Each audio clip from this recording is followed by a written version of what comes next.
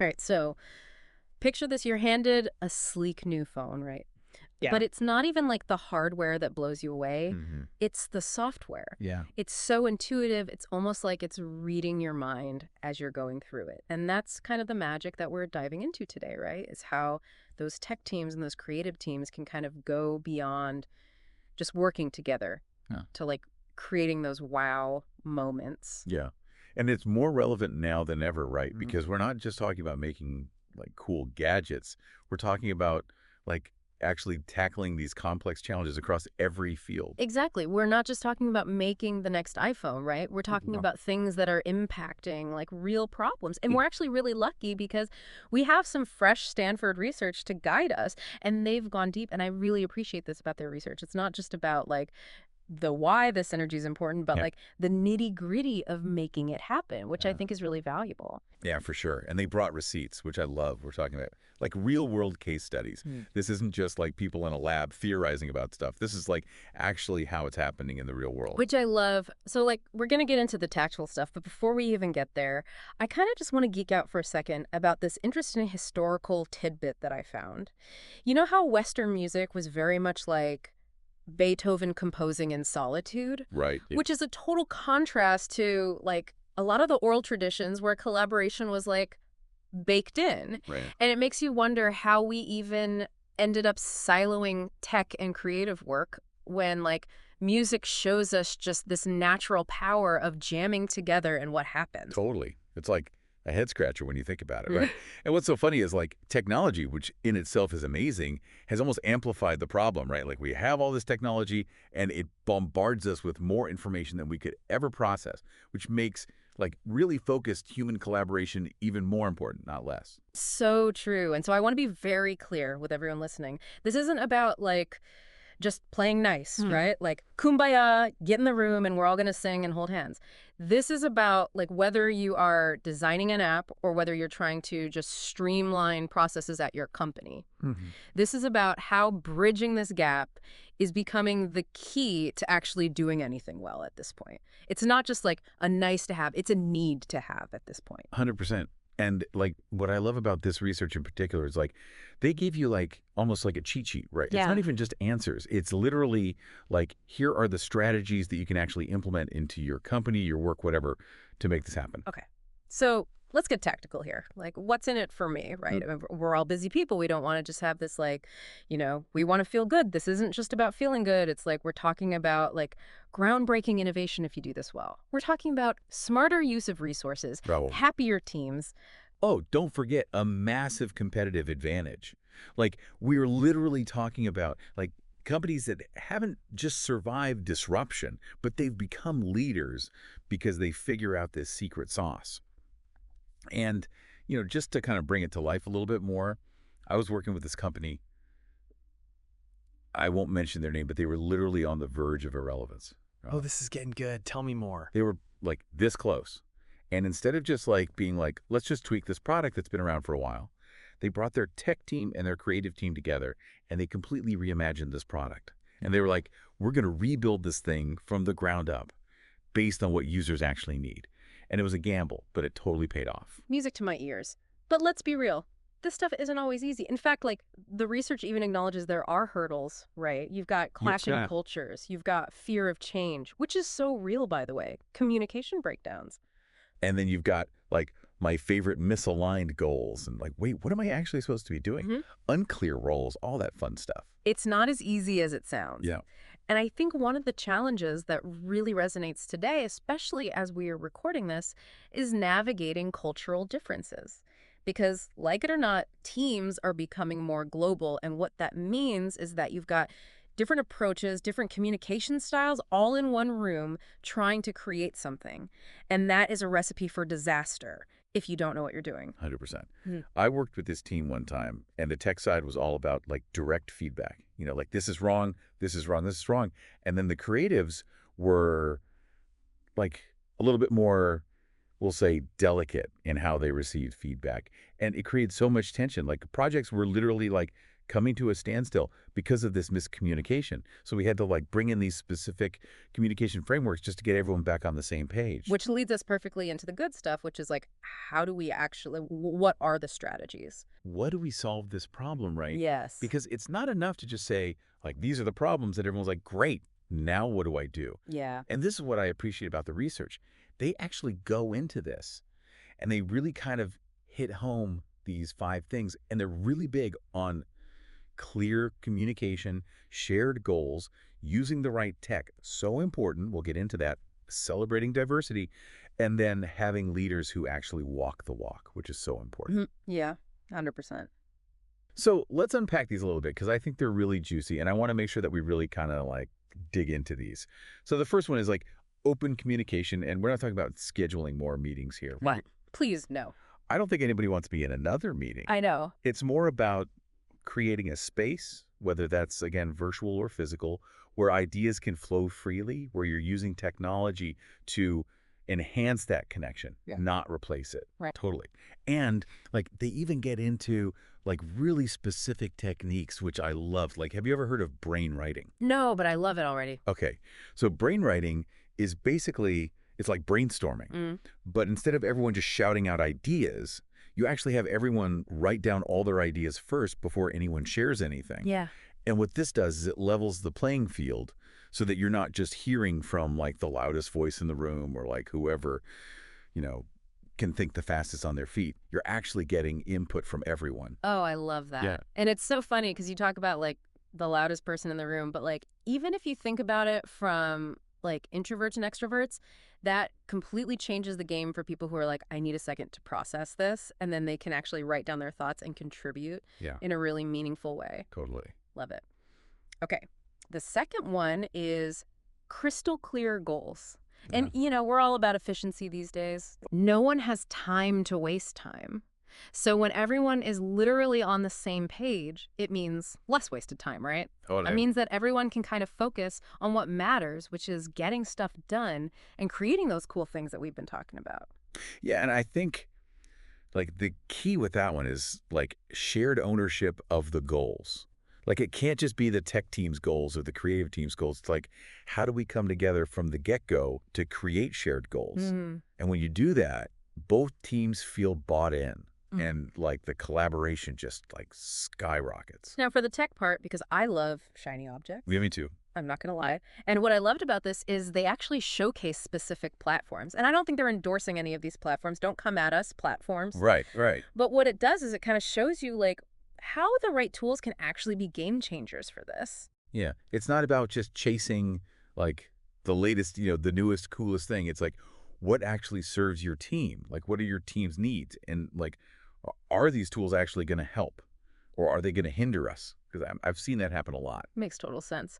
And this kind of ties into the next one, which is celebrating diversity.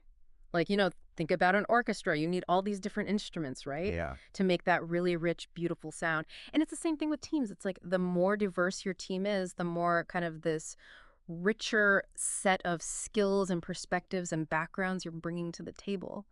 And inevitably, that's going to lead to like much more well-rounded solutions and approaches. Yeah. And it's not just about like bringing diverse voices to the table. It's about making sure that they're actually heard and valued and actually integrated into the work that's being done. Yeah. Like that's how you get those magic moments. And last but not least, we have leadership. And I think this is so crucial because this isn't a checkbox, right? It's not just about like, oh yeah, we have leadership. Right. It's about finding leaders who champion this type of collaboration, who foster that psychological safety that we've talked about in previous deep dives, by the way, and who walk the walk. They're not just saying it, but they're actually embodying it. 100%. Because like, you know, as they say, like leaders, they set the tone. So if your leaders are not bought into this, good luck getting your team on board. Like it needs to be something that is part of the company's DNA. So we've covered a lot, but I want to like bring this to life a little bit more because I know for me, I'm a very visual learner, very auditory. And what I appreciated about the research is they actually have these like really interesting case studies. Oh, yeah. And they're juicy, trust me. We don't have time to get into all of them.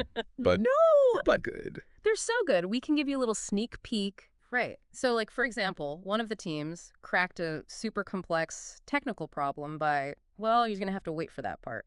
And then another case, like a team totally blew past client expectations with this like out-of-the-box solution.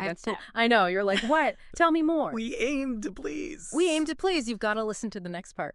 But what I loved about the case studies is that it shows like these strategies actually working in the real world. All the way. And speaking of the real world, things are changing fast. Oh my gosh, so fast. Right. Like what's relevant today is going to be like what?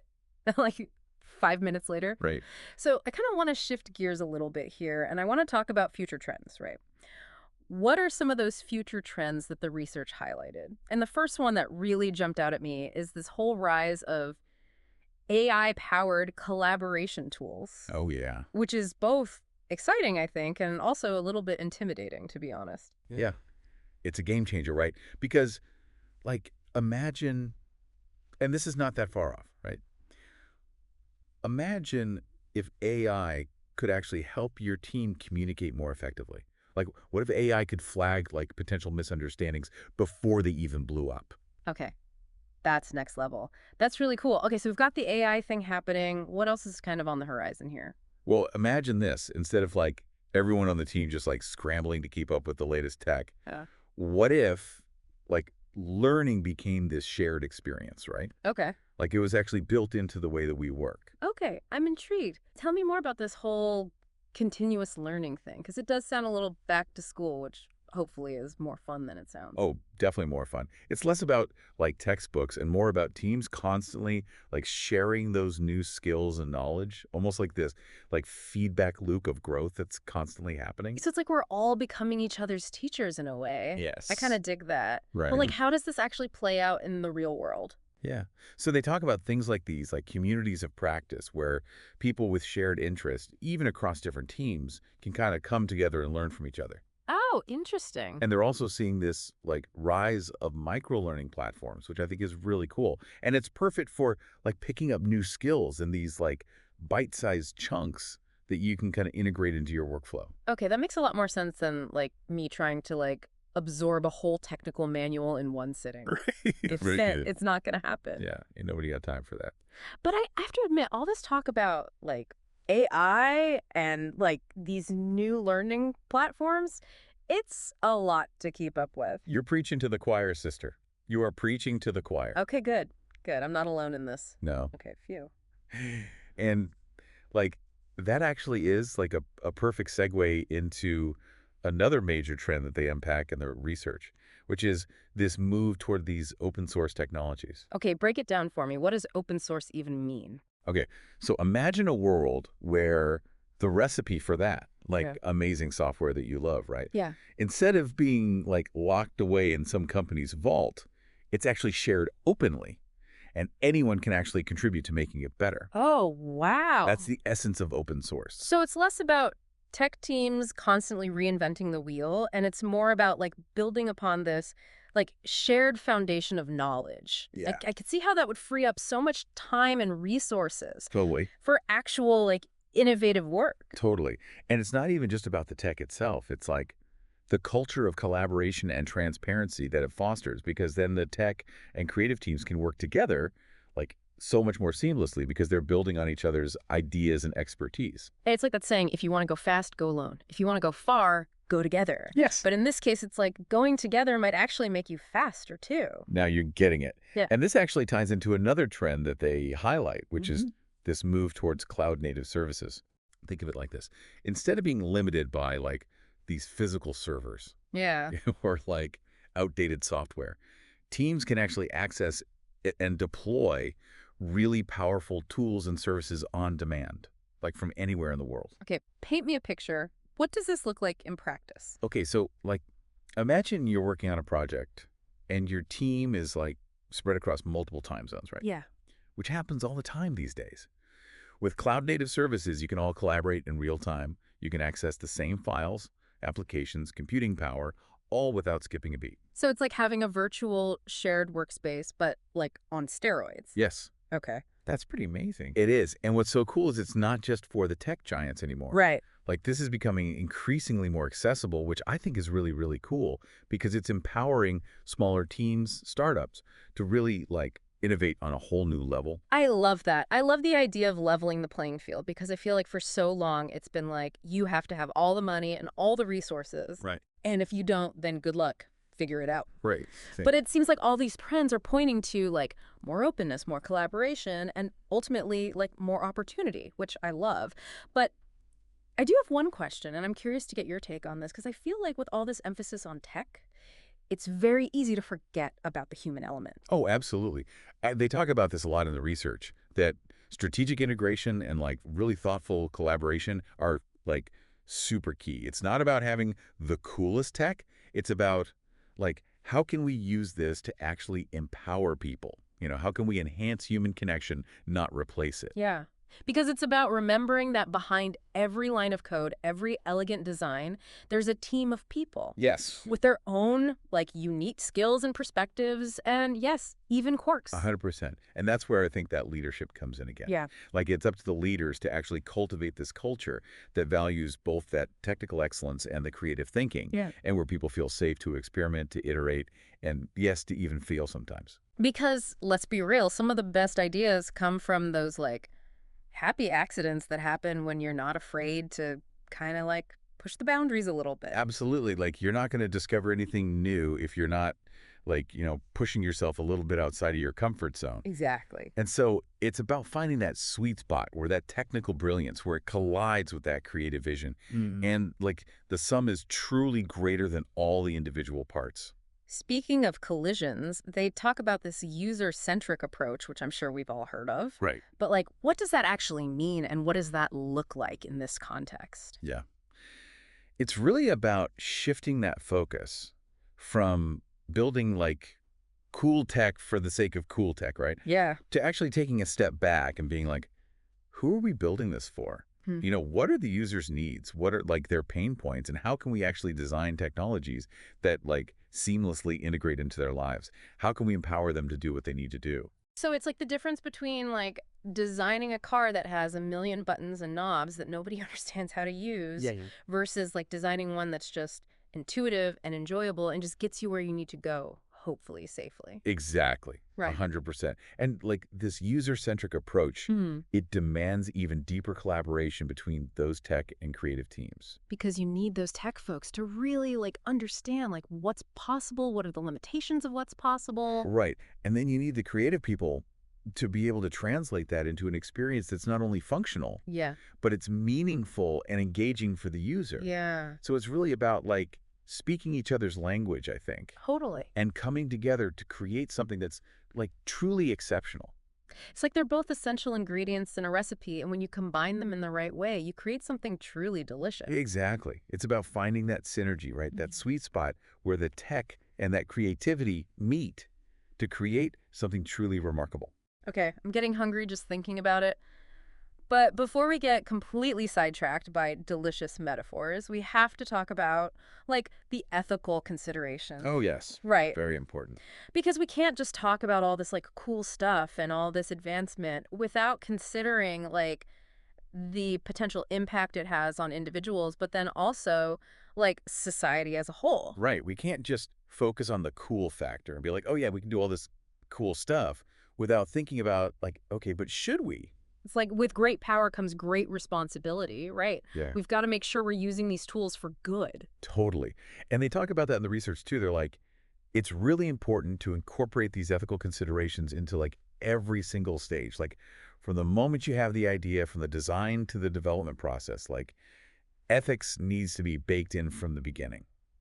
So it's not just about building cool stuff, it's about building it responsibly. Exactly. It's about having those, like, sometimes tough conversations early on. What are the potential consequences of this? And, like, how can we make sure that we're creating technologies that are actually going to benefit humanity, not harm it? It's like we're all, like, collectively writing the next chapter Right. of human history at this point, and we Right. need to make sure it's one that we're proud of. Well said. It's a continuous process of, like, learning and adapting and holding ourselves accountable for, like, the impact that we're having. And it's the responsibility of all of us, by the way. Yes. It's not just the tech geniuses. It's not just the creative masterminds. It's like everyone who's involved in, like, shaping the future of technology has this responsibility. Exactly. And that's why it's so important to have these conversations. Yes. Like, to raise awareness and to really, critically think about the role of technology in our lives and how we're using it. And I love what you said about, having these conversations, because it's not about, shying away from the challenges. Right. Or pretending they're not there. Exactly. Because there are ethical dilemmas. Let's be real here. Right. But it's more about, how do we face those head on? How do we work together to actually find solutions and create a future where technology enhances our lives in a positive way? Yes. Couldn't have said it better myself. It's about finding that balance, Yeah. right? Where the technological innovation and, that ethical responsibility, go hand in hand. And it all starts with understanding that, at the heart of all of this is the human element, right? We're not just building machines. We're not just building lines of code. We're building tools. We're building experiences. And all of that has the power to shape the way that we live, the way that we work, and just the way that we interact with the world around us. It's an exciting time to be alive, that's for sure. It is. But it's also a time where we have to be very mindful and very intentional about the choices that we're making. That's right. Because the choices that we're making today are going to have a ripple effect for generations to come. 100%. It's like we've been saying this whole time, it always comes back to that human element. 100%. And you know what's so funny? For as much as we've been talking about all this advanced technology and all this stuff, Right. some of the most effective tools I've seen for actually fostering this collaboration are surprisingly low tech. Okay, I'm sensing a story. Give me an example. Okay. So I was working with this team and they were really struggling to get on the same page. Yeah. And they had all the fancy project management software, all the Yeah. bells and whistles, All the things. all the things. But communication was still breaking down. You know what helped? A whiteboard. No way. Seriously. A whiteboard. I'm telling you. They started using it to visualize their progress. They'd jot down ideas. Sometimes they'd even just sketch out their frustrations, Yeah. But it sounds so basic. Mm. But it created this shared understanding and this sense of camaraderie that was missing before. Yeah. And I love those back to basics moments. Right. Because I think sometimes we get so caught up in The fanciness of it all. the fanciness of it all that we forget that sometimes the simplest solution is the most effective one. 100%. Hmm. It's about creating those spaces, whether they're physical or virtual, Yeah. where people can actually connect as humans Yeah. and communicate and collaborate in a way that feels natural, that feels engaging, It's like creating a playground for ideas. Yes. Where people can kind of let their guard down and just have fun experimenting and exploring new possibilities. Totally. And I think Mhm. that's what makes this whole field so fascinating to me. It's it's not just about optimizing for efficiency Right. or productivity. It's about really tapping into that human spark, that creativity, the ingenuity that comes from people working together. And I feel like if we look back, it's we've been on this incredible journey. We've explored all these different facets of collaboration, right? Yeah. From the historical context all the way to these mind-blowing future trends. And we've barely scratched the surface. Barely. There's so much more. There's a whole other deep dive on this. We could do a whole series on this. Oh, yeah, easily. But if there's one key takeaway I hope you're walking away with today, it's that unlocking the synergy, that magical synergy between the tech teams and those creative teams isn't about a magical formula. Right. There's no secret recipe. Right. It's not a one-size-fits-all. It really is a journey. And it's an ongoing process of experimenting, adapting, and I think above all, just having that deep appreciation for human connection, Well said. And being okay with the messiness of it, Mm. because it is messy. It's iterative and learning from our mistakes and never losing sight of the fact that at the heart of it all Are humans. are humans. And as we navigate this increasingly complex world, because, like it or not, it's not getting any less complex, that human element is more important now than ever. Absolutely. Yeah. So as we kind of wrap up our deep dive here, I'm curious, what's one thing that really resonated with you? Was there an aha moment? Was there an idea? Was there an insight that you're I'm going to take this back. I'm going to try this in my own work or, whatever your creative endeavors are? Yeah, because we've thrown a lot of information your way. I know we have. So don't feel like you have to remember it all. But even if there's one thing, that one nugget of wisdom, and you're ooh, that sparked something in me. Like, go explore that, see where that takes you. Exactly. Because the most important thing is that we keep learning, we keep experimenting, we keep this collaborative spirit alive. And, who knows, maybe you'll be the one sharing your groundbreaking insights on this show someday. We would love to have you. But until then, keep on collaborating, keep on innovating, and keep on making those wow moments happen.